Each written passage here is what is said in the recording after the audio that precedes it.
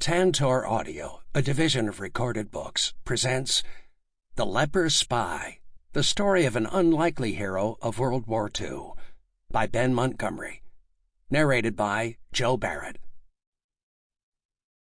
One life is all we have, and we live it as we believe in living it, and then it's gone. But to surrender what you are and live without belief, that's more terrible than dying, more terrible than dying young. Joan of Arc in Joan of Lorraine by Maxwell Anderson. Lord, if thou wilt, thou canst make me clean. Gospel of Matthew. Introduction. The End. Washington, D.C. In the last years, when she was living quiet and alone in the bustling capital of a country that had forgotten who she was and what she had done, she never spoke of the war.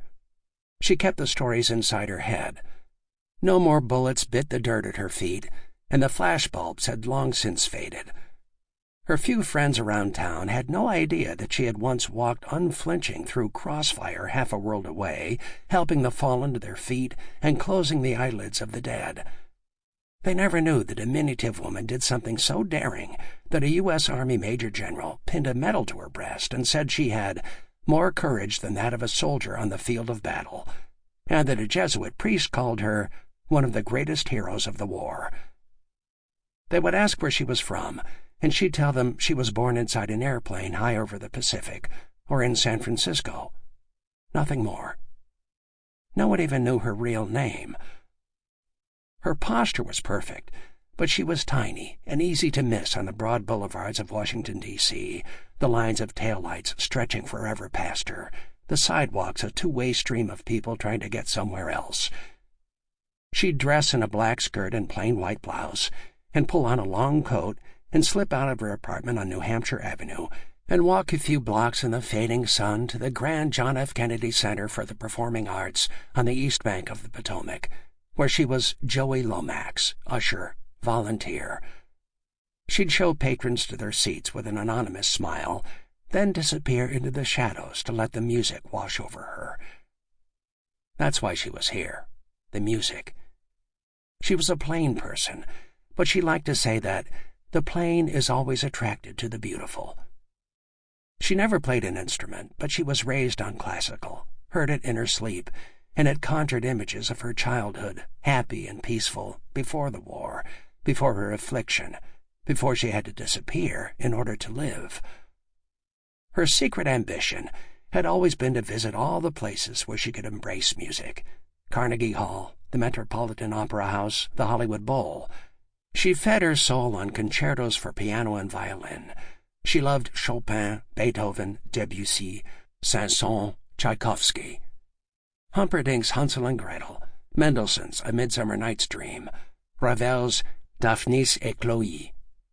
Her favorite was Brahms, so soothing, like a journey into a land of magic dreams. She was especially fond of his Symphony No. 1 in C minor. Of the 4 movements, she liked the second best of all. She felt like it was pregnant with unspoken yearnings, secret desires, until finally it broke into the third, the Allegretto, so alive and intense until it reached the finale, and the air exploded with music and excitement, like the sudden appearance of a white-hot sun after a rainstorm. To find the music, she had to travel halfway around the world, then battle the great bureaucracy of the U.S. government, then ultimately disappear into the roving citizenry. But finally, she would close her eyes and lose herself in the sound, and at once see her mother and her daughter, whom she had left behind. Her brown-eyed little girl, a stranger now. Those times were past and sealed in a box in her mind, but she would let them out to run and play, up the crescendo. She was Joey now.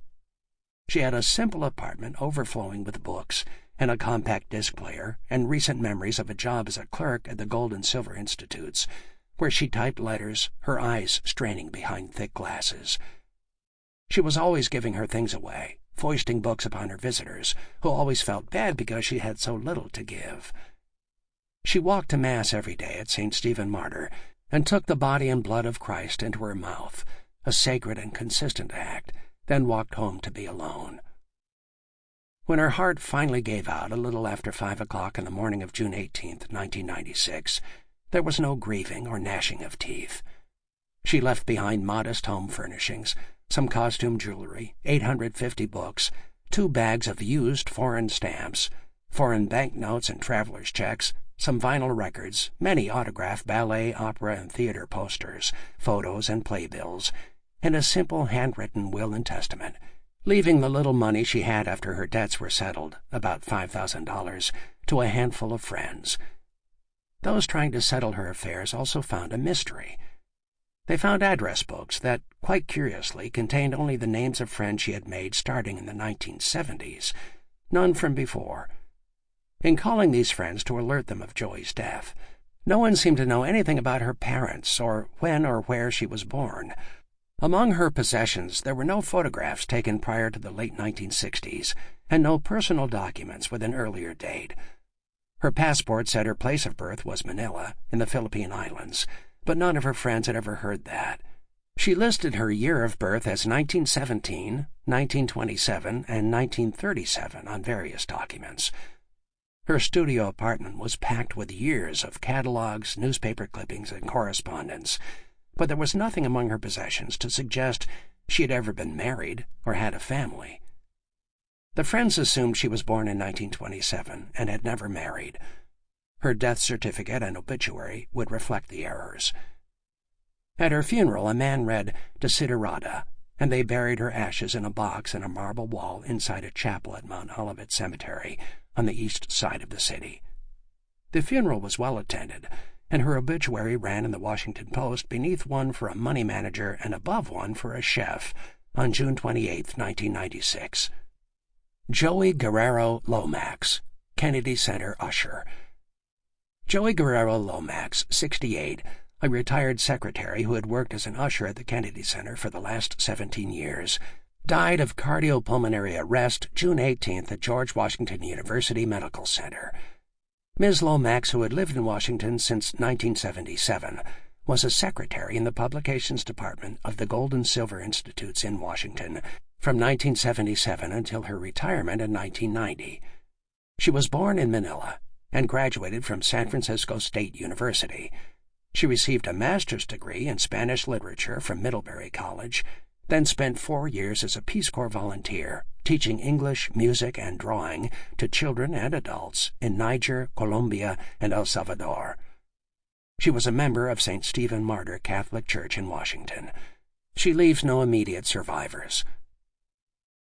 A week after the obituary ran, a man called Joey's friend who had made the funeral arrangements. The man said he had known Joey Lomax by a different name 50 years ago in southern Louisiana. He told an astonishing story of a previous chapter of her life, unknown to her friends for the past 30 years. This, of course, is the end of the story, but it's the best place to begin. 1. Everything is in readiness. If you look down on the cluster of 7,107 Philippine islands from a Mitsubishi G4M bomber in the 1940s, you might see the profile of a stoop-shouldered old woman with her arms bent and her hands drawn up in prayer.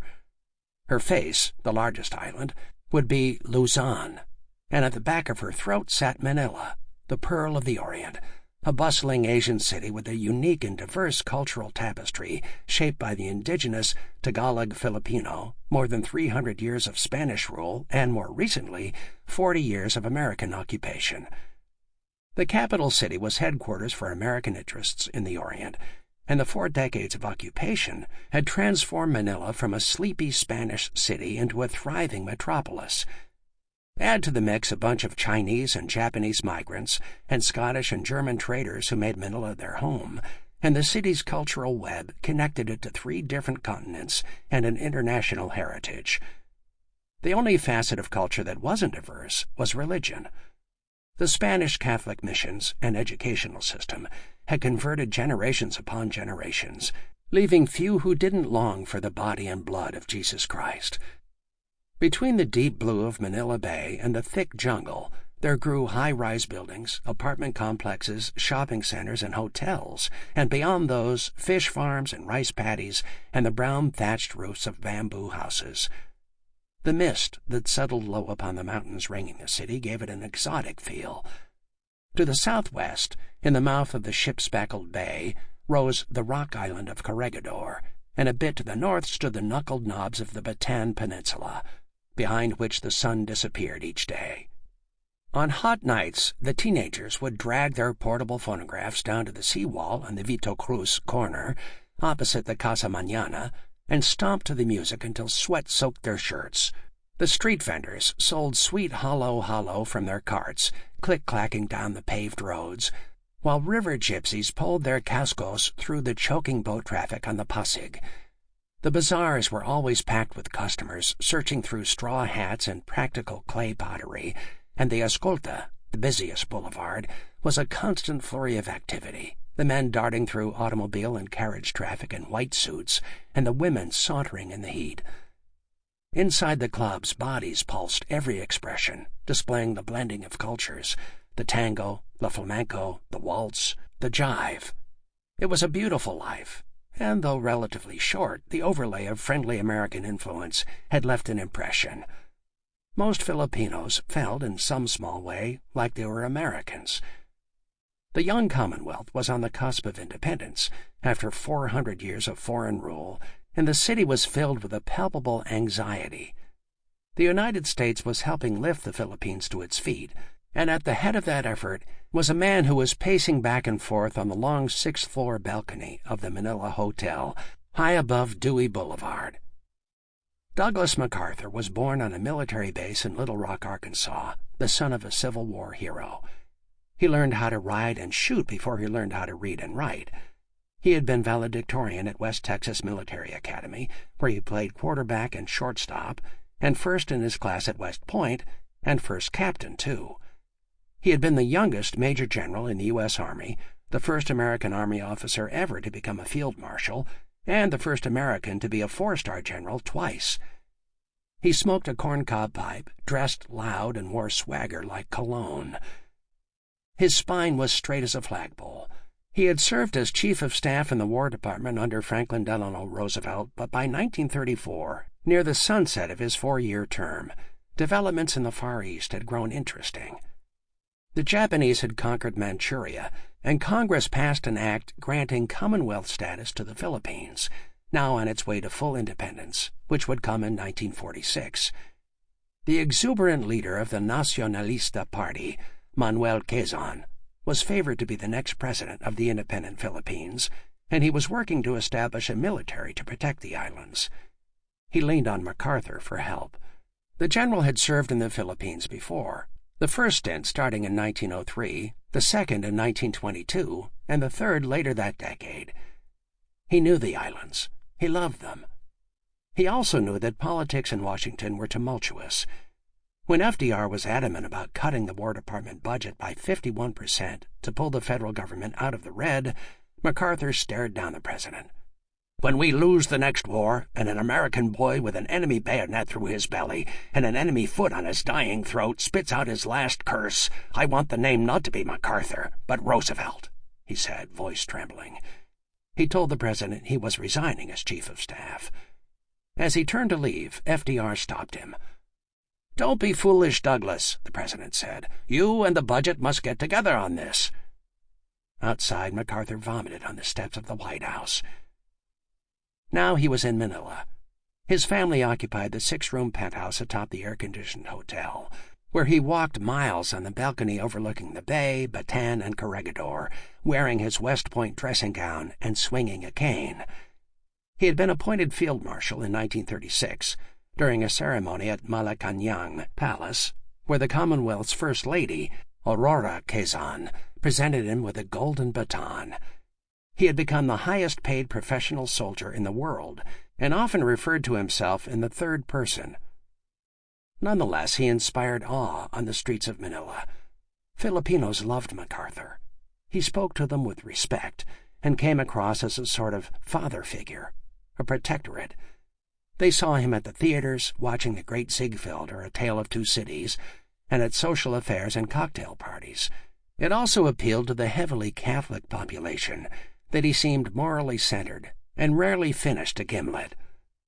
MacArthur, meanwhile, was worried about defending the islands. The first measure Quezon put before his new legislature in 1935 had been a defense bill, but it took 2 years before the first 20,000 draftees showed up at training camps, and then it was learned that they spoke 8 languages and 87 dialects, and a fifth of them were illiterate. Nonetheless, MacArthur maintained that the strategically important islands, the key that unlocks the door to the Pacific, as he called them, were defensible, even if they had more total coastline than the United States and were just 1,000 miles from Nagasaki, while they were 7,000 miles from San Francisco. He called for the formation of a Filipino navy that would man torpedo boats, for 250 aircraft, and for an army force of 400,000 Filipinos. "We're going to make it so very expensive for any nation to attack these islands that no nation will try it," he said. What's more, he regarded Japanese soldiers and pilots as inferior to red-blooded Americans. He knew the Japanese had been whipped by the Soviets during border clashes in 1938 and 39, and that they weren't able to defeat the peasant militias of China after 3 years of fighting. But his war plan needed funding, and every indication was that Washington was iffy with support at best. The War Department failed to allot money so that MacArthur could pay his draftees a pittance. The Filipino trainees were issued pith helmets and shoes that fell apart during exercises, and they were armed with ancient Enfield rifles. As the war churned toward fury elsewhere, the War Department began reassessing plans in the Pacific. The Orange Plan, under which the U.S. Armed Forces had been operating, suddenly felt outdated because it assumed a war between just 2 world powers. An updated plan drafted in June 1941 proposed abandoning the Philippines to Japan or defending it without additional military support so the U.S. effort could focus on defeating Italy and Germany. July had brought a rapid turn of events. American scout planes were reporting large Japanese troop transports moving south. The Japanese had seized nearly every port in China. They also were filling bases in French Indochina. Roosevelt watched Tokyo closely. He was well aware of the rising nationalism in Japan, laid bare in the Japanese Army newspaper, Sinshun Pao, which demanded that the Japanese deliver the United States a smashing blow. "We hate the United States, which forgets humane justice," the paper wrote. "The time will come when either we will swallow up the United States or the United States will swallow us. Awaken, Asiatic people," it continued. "We must speed up military and diplomatic measures by which we can crush Anglo-American efforts to obstruct the New Order." The New Order the piece referred to was also known as the Greater East Asia Co-Prosperity Sphere, which wasn't all that different from the concept of the Third Reich in Europe. It was a military exploitation of a non-military idea. Original theorists coined the term to suggest Asia should be free from colonial powers through peaceful means. But nationalists had other ideas, as did the military, which hijacked the slogan and used its propaganda machine to bend the term to mean an Asia free from colonial powers, peace be damned. The push was on to fight and reclaim Anglo-occupied territories for Asian people. On July 26, 1941, Roosevelt pushed back with an order that froze Japan's assets, clamping a sweeping control over all economic intercourse between the countries, including ships and silk and cash. He merged American and Filipino troops into one army, and MacArthur was the man who would lead them. "By God, it was destiny that brought me here," the general said of his return to active duty. In August, the United States stopped selling oil to Japan. In September, after the American warship Greer was fired upon by a German submarine, FDR, his wife by his side on the first floor of the White House, gave the Navy orders to shoot on sight any suspected Axis raiders in open water that America deemed vital to its defense. "We have sought no shooting war with Hitler, and don't seek it now," he told the American public. "But neither do we want peace so much that we are willing to pay for it by permitting him to attack our naval and merchant ships while they are on legitimate business." Some in Congress shot back, calling the order an unofficial declaration of war. An investigation into the USS Greer incident was launched by an isolationist U.S. Senator, but by then the footfalls toward a fight seemed imminent. In October, as Russia pounded back against Germany in the west, surging and retreating, Japan began claiming that the U.S. and British forces were trying to encircle the country, and the newspapers were filled with stories that war was likely at any time.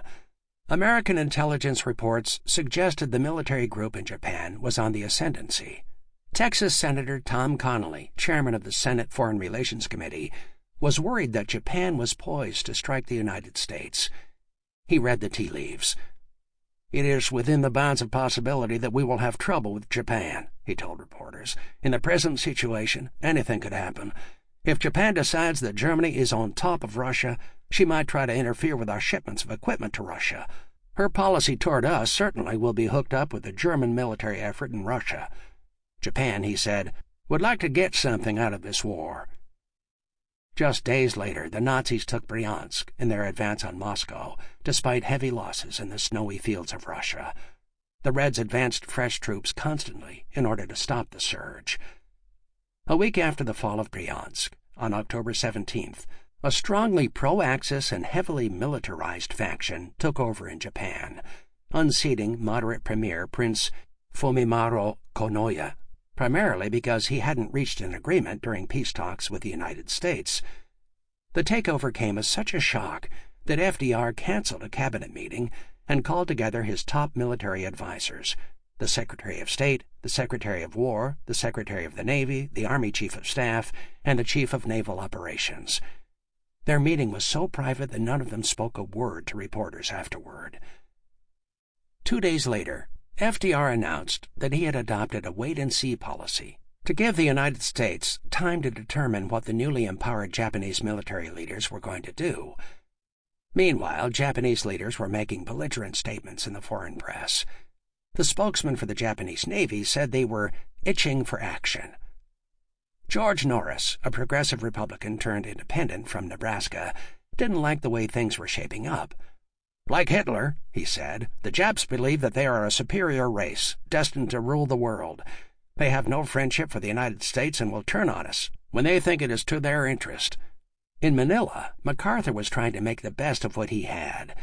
He didn't expect an attack until April 1942 at the earliest, so he began ramping up defense installations. An $8 million airfield construction project gave the islands about 40 finished airfields and an impressive concentration of warplanes. When a shipment of American B-17s flew over Manila on the way to Clark Field, the city cheered. The residents of working-class Tondo packed the streets to watch a parade of M3A1 tanks roll through, bound for Fort Stotzenberg. By the end of October 1941, the rhetoric was fevered.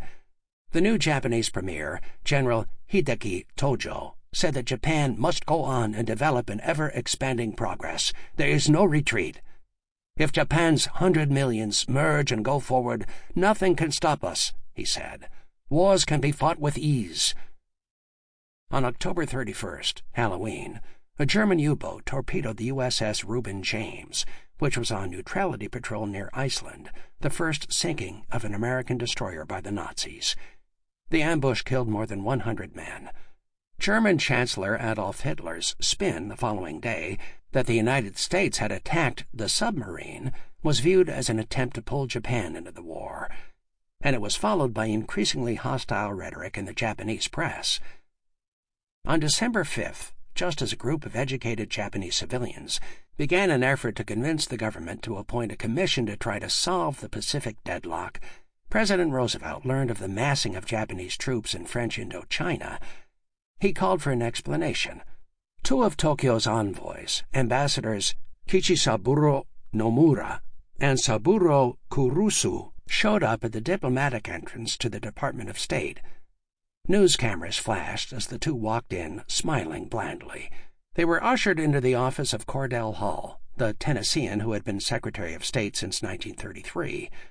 The two met with Hull for 25 minutes. The United States was demanding that Japan sign a non-aggression pact and evacuate China and Indochina, or its assets would remain frozen.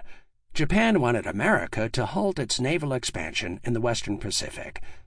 Talks quickly broke down, and the envoys left Hull with a terse 150-word response from Tokyo, saying Japan was only reacting to aggressive Chinese troop movement.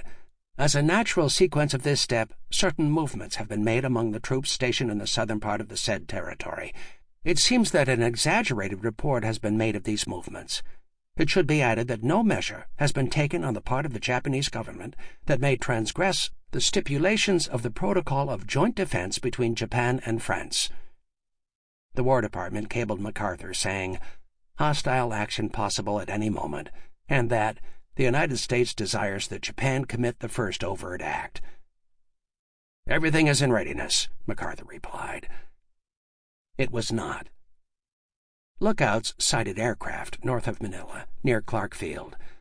The next day, a Japanese reconnaissance plane was spotted in the sky. The next day, at dawn, planes appeared once again, dark spots in the clouds above a peaceful island. Later, MacArthur would write, "I prepared my meager forces to counter as best I might the attack that I knew would come from the north swiftly, fiercely, and without warning." On the night of December 7th, all of Manila seemed to be partying. The Feast of the Immaculate Conception, the most important event on the calendar, the celebration of the Blessed Virgin Mary receiving the Messiah, was the next day. So the boys and girls danced the night away at the University of the Philippines. There were cocktail parties in Malate and jam sessions in Tondo. The 1,200 men of the 27th Bombardment Group crammed into the Manila Hotel to celebrate their Brigadier General's birthday. As they poured drinks and lit cigarettes, the Empire of the Sun was preparing for war. 2. Fools. The cadets stood in rigid formation on the reviewing grounds, their spines unbowed, rifles at their sides. Father John Fidelis Hurley was shown to his seat, a few feet from the podium erected for his friend the President. He recognized familiar faces in the crowd, practically all the ranking officials of the Commonwealth of the Philippines, Supreme Court justices, congressmen, senators, cabinet members. Beyond them sat thousands, here to watch the formal military review of the young men in the Reserve Officers Training Corps, ROTC, at the University of the Philippines. Hurley, the powerfully built superior of the Jesuit mission since 1936, was friendly with most of the politicians, even if he sparred with them occasionally. Some even attended Sunday Mass at the college he ran, the Ateneo de Manila. In a country where 90% of citizens were Catholic, the line between church and state, if such a line even existed, was blurry. Hurley had come on the advice of a friend, a priest who organized the chaplain corps for the Philippine Army.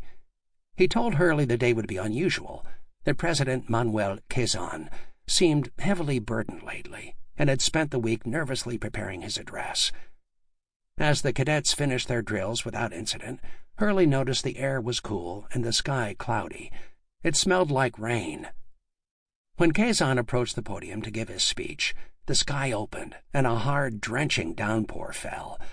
The cadets broke ranks without orders and sprinted for cover. Quezon was angry and bellowed at them, and the boys sheepishly returned.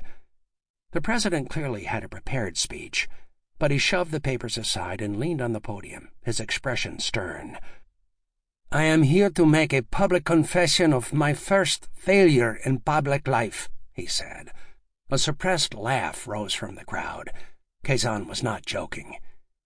"If bombs start falling in Manila next week—" Hurley couldn't hear what the president said next because laughter thundered from the crowd. Hurley saw fury in Quezon's eyes. "You fools!" he shouted. The crowd fell silent. "If bombs start falling in Manila next week, then take the traitors and hang them to the nearest lamppost." Quezon continued, trying to warn them that war was coming at any moment and nobody was ready. Hurley had never seen a man so sincerely honest, but the crowd reacted with incredulity, even the cadets. They didn't know that Quezon had spent weeks complaining to U.S. President Franklin Roosevelt about the weak defenses in the islands, or that Quezon had felt the need to tell his countrymen that war was coming when Roosevelt had begged him not to for fear it would upset the delicate international situation. He had defied Roosevelt out of a sense of duty to his people, and they had laughed. 3. Family. Maybe war was coming, but there was always one last dance to be shared at the Silver Slipper, one last holiday. Sample complete. Ready to continue?